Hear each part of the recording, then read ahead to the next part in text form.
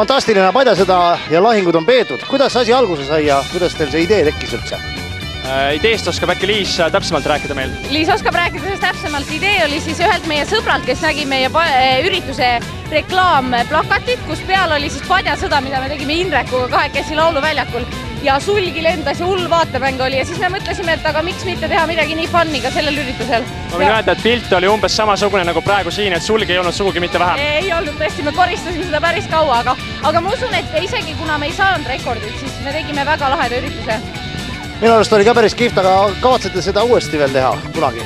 Teate, see oleneb, me oleme küll mõelnud, et selle uneprojekti Tee unest enda sõber Vol 2 me nagu ei tahaks teha, aga eks täis võib-olla tuleb uuesti ka seda.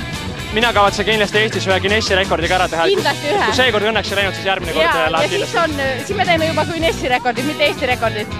Selge, aga ma ei teagi, mida soovida siis... Pehmed patt ja sulgi patja näiteks. Mina sooviks ka, et... Minu padjas oleks veel pärast seda asja sulgi, et seal läksid kõik mu padjad tehti katki, et sulgi oleks nagu...